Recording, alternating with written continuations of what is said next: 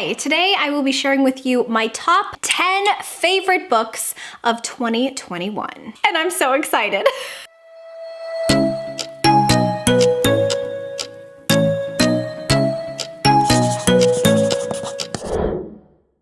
Oh my gold, we're back.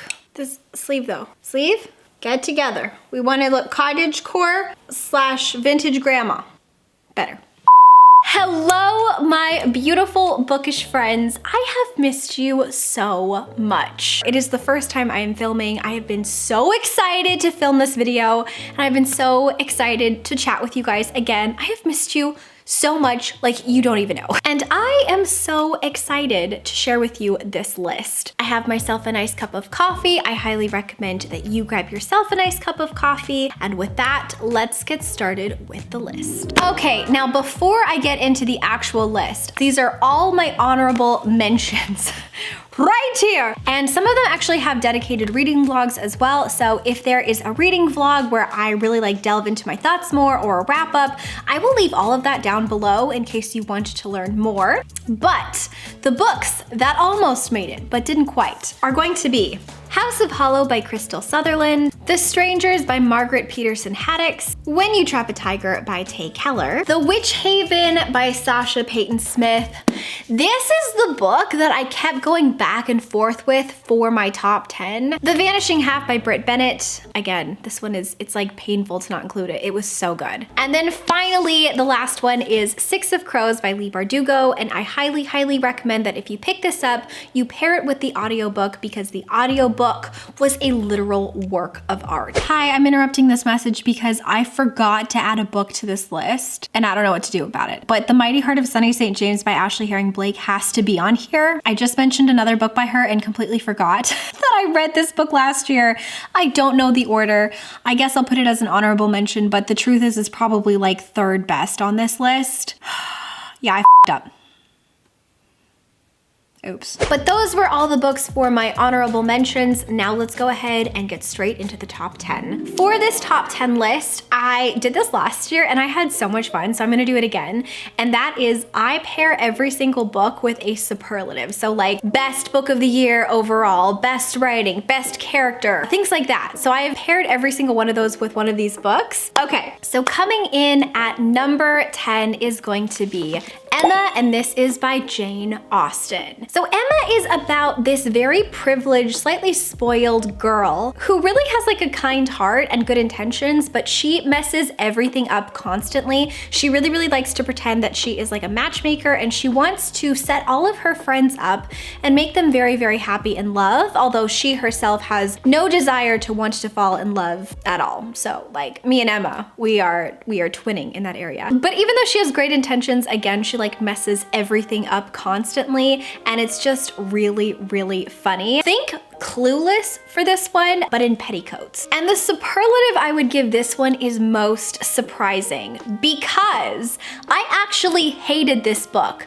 for the first 2/3. Like, I was really, really not vibing with the story. I was not vibing with the characters. I felt like everything was so prolonged and dredged on. However, Miss Jane Austen is a genius. About 2/3 of the way in, I started to really, really ship Emma with one of the characters. I'm not gonna say like any, I mean, it's really old, so I feel like most people know who she ends up with. I started to really, really ship her and Mr. Knightley together, and then some of the characters who were getting on my nerves had these incredible redemption arcs, and they all of a sudden became really compassionate or caring or kind. We learned a lot of information about them. We saw them through the new eyes of Emma, as she herself had an amazing character development and growth, and it was just so good. There you go, Emma, number 10. Coming in at number 9 is For Your Own Good by Samantha Downing, and this is an adult thriller with some themes of dark academia, classism, and other stuff. I don't know. This book is actually following our main protagonist named Teddy. Can you call him a protagonist? I don't know. He's not really like the hero of the story. He's just our narrator. But his name is Teddy Crutcher, and he is a teacher at this very, very prestigious private high school called Belmont Academy. And he has very unconventional ways for trying to teach his students to be better people, some of which really messes with the students' lives and has some serious repercussions. And the book basically is about how he goes way too far with trying to teach his colleagues a lesson. Murder happens and it's just a big old mess. The superlative I would give this one is most unique thriller ever. The style of this was just unlike anything I've ever read in the thriller genre. It was kind of funny, it was really dark, and I really enjoyed my entire time reading it. So yeah, number 9 for your own good. Number 8 on this list is our very first middle grade of the list, and that is The Girl Who Sailed the Stars by Matilda Woods. So this is a book about a little girl named Uwana, and Uwana is born into a family that doesn't really like her very much. They were expecting to have a little boy instead, and she also is very different from her sisters. Her sisters really like traditionally more, I guess, feminine things, and Uwana really wants to sail the stars and become a captain of her own ship, which isn't really done in this village that she lives in. The village itself is so incredibly magical. It's up in the north in the snow, and there's an icy sea. So if you're looking for like the most atmospheric book ever for winter, I don't think that you can go wrong with this one. But this is about her journey. She sneaks aboard her father's ship, and she essentially wants to prove to him that he should love her, like she is deserving of his love and time and attention. And it's really heartbreaking because a lot of the themes in this book are, I think, unfortunately themes that I'm sure a lot of people can relate to, which is feeling like you're not good enough for your family, or feeling like you don't fit into the perceived image that your family has of you. And throughout this book, Uwana learns a lot of self-love. A lot of this book is like very empowering. It reads a lot like a fairy tale, and the writing is stunning. I will say I don't think that this book is totally perfect. This book at times suffered from what I like to call not that other girl like syndrome or trope, whereas like Uwana was sometimes compared to her sisters, and you know, she wasn't like her sisters because she was more slender, and she wasn't like her sisters because she was more fair. And you know, we can get away from that in 2022 and beyond. You can have a main protagonist who is different because they think differently without saying that like she's prettier, and like how tragic is that? I don't know. However, I do think that despite that, this was such a strong middle grade. The writing was beautiful. You will fall in love with this world. I fell in love with this world. Highly recommend it, and I can't wait to read more from Matilda Woods. And I would say that the superlative I would give this book is the most beautiful writing. So, number 8, The Girl Who Sailed the Stars. Next up, number 7 is a huge surprise for me, and that is Mrs. Dalloway by Virginia Woolf. And this is an adult classic, and it's also categorized as like a stream of consciousness novel as well. This book is all about Virginia Woolf, who is getting ready for a party, and the entire story takes place in 24 hours. This book is really about introspectiveness. It's about reflecting on the past and also trying to plant yourself in the present. There's just so many really important themes, and one thing that I personally took away from this is people just have such an interesting past and so much trauma that people suffer with that we don't even see. It was just so wonderful, completely gripped me, and I loved the writing style so much. And the superlative I would have for this is most likely to make you think. I really enjoyed it a lot, and I highly recommend it. That is number 7, Mrs. Dalloway. Next up, we have number 6, which is Piranesi by Susanna Clarke. This is an adult speculative book, and I cannot believe that this is on this list. I actually read this book because I lost a game. I was on my friend Gavin's TBR games, and this is the book that I said I did not want to win. It was between this book and then Amari and the Night Brothers for which one I would read for the month, and I lost Gavin's game, and so I had to read this book, and I was dreading it so much. I was actually really intimidated by it because I had tried it previously and I had no idea what was happening, and so I had been very purposefully avoiding it. However, I'm so glad that I lost that game. I'm so glad that I read this book. It is one of the most brilliant and well-written books I've ever read in my entire life, and I love it so much. This book is following our main protagonist named Piranesi. That's not really his name, that's just the name that he is given, and he lives in this little universe that's essentially like like a house that goes on forever. The house is sort of like a maze, but it's not like a traditional house. It almost reads sort of like this epic museum of sorts. It has columns and stacks of papers and books and random bits of rubbish and artwork. And it's about Piranesi as he's trying to document his world, and also he's trying to figure out like where he lives and who he is. It's another book a little bit about introspectiveness and about really searching in your memories and in yourself. It reads a little bit like this weird speculative mystery, and when you find out what's really happening and who Piranesi is and the house and everything, it just is brilliant. Like, it's so wonderful. I feel like a lot of fans of traditional fantasy will actually really love this, and it was just so clever. The superlative I would give this one is 100% the best plot I've read this year. Highly recommend picking this up because it was brilliant.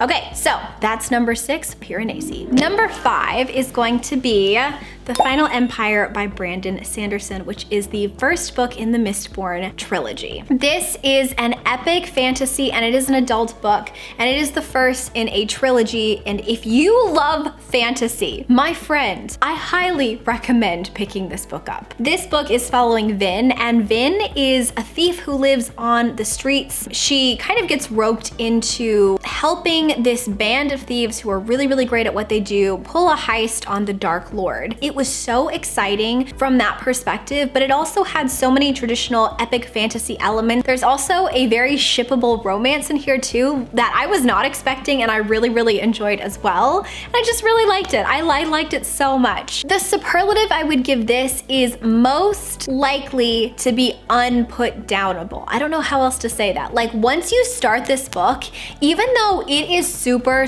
chunky, you will not be able to stop reading this book. Number 5, The Final Empire. Number 4 is a book that I don't have physically because I read it on my Kindle, and that is going to be The One by John Mars. This is an adult thriller, and just like For Your Own Good, it's one of the most unique thrillers I've ever read in my entire life. This particular book is actually following multiple perspectives, more than I want to say like 5 perspectives, which is a lot for a book, but every single perspective is so engaging. It takes place kind of in a world that's just like our own, except the only difference is that scientists have discovered a gene in every single person where you can be scientifically matched up with your soulmate. You can have a person that genetically you get butterflies for, unlike anyone else. And while this sounds super cool, and like, listen, it's probably way better than Tinder, it is actually messing up a lot of relationships because people are taking this test and they're realizing that they didn't actually marry their soulmate. And then they meet their soulmate and then they're like, oh,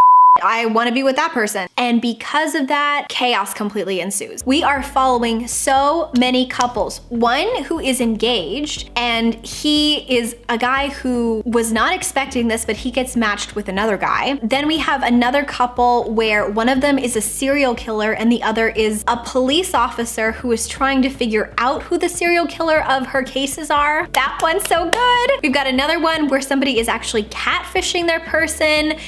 There's just so many different perspectives, and every single thing is compelling and interesting, and it gets really twisted, and I loved it so much. The superlative I would give this one, 100%, would be most likely to get you out of a reading slump. And I'm pretty sure it's also my favorite thriller of all time now. So, number 4, The One. Coming in at number 3 is going to be Keeper of the Lost Cities by Shannon Messenger. I did not see this coming. So many of you guys have been telling me for years to pick this book up. And I was really intimidated when so many people tell you, girl, you're gonna love this book. You avoid it after a while. You're like, what if I don't? And then I let everyone down. But besties, you knew. I'm obsessed with it. So this is a middle grade, and it is also a fantasy, and we are following Sophie in this series. Sophie feels like she doesn't belong with her family or with any of her friends. And then one day she meets a mysterious boy named Fitz who kind of takes her into another world, and Sophie discovers that she should belong there instead. It kind of oddly reads a little bit YA at times, but that's not like a criticism. This is a middle grade where I can tell that you're gonna grow up with the characters, kind of similar to like Harry Potter. And I really enjoyed that because I know that there are 9 books in this series so far, and I don't want to leave this world. And so this was just a great introduction to the world. I love so many of these characters already. I thought it was so wonderful, so fast-paced, and so magical. So Number 3, Keeper of the Lost Cities. And then finally, number 2 and number 1 are actually tied. In no order, number 1 and number 2. The Afterlife of Holly Chase by Cynthia Hand, which is a YA retelling of A Christmas Carol, and The Midnight Library by Matt Haig, and this is an adult speculative. This is the first book that I read of the year last year, and this is the last book that I read of the year.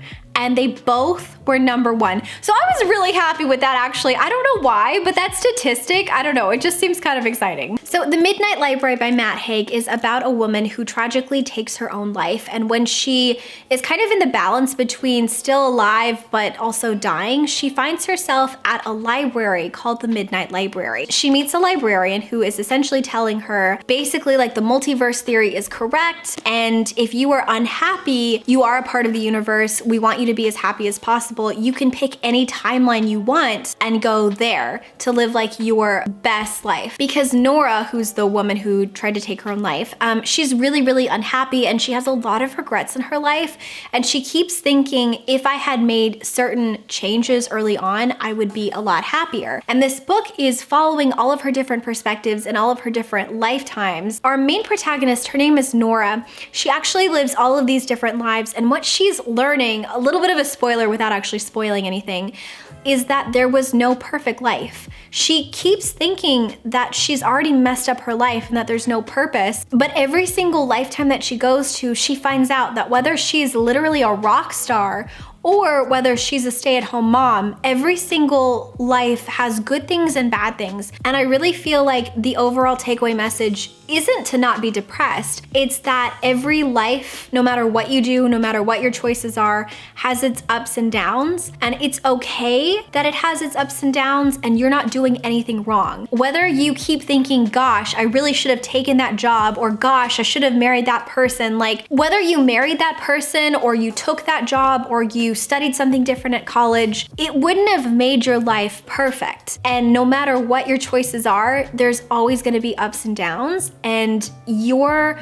value isn't determined by how successful you are, or by who you've married, or by how many kids you've had, or by how many kids you haven't had. Like, your value in life is just you. Like, you exist. You can't take away your value. You're important no matter what you do. That's what I got from it, and that's why it was so touching to me. So it was just, for me, like a person who really struggles with anxiety, it was really great, and it made me very emotional, and I loved it so much. So The Afterlife of Holly Chase made me cry so freaking much, you guys. This is a retelling of A Christmas Carol. It's about a girl named Holly Chase who is kind of like a very spoiled socialite. She is visited by the ghost of Christmas past, present, and future, and she fails. She intentionally thinks like it's a dream, and she doesn't care, and then she dies, and she ends up working for this agency as one of the ghosts. Once she's at this agency, she is trying to save this guy from her fate, and she ends up falling in love with him. I can't like put my exact finger on why it was so touching, but it was so touching. It was also so funny, and it was also so romantic, and I loved it so very much. The superlative I would give for both of these books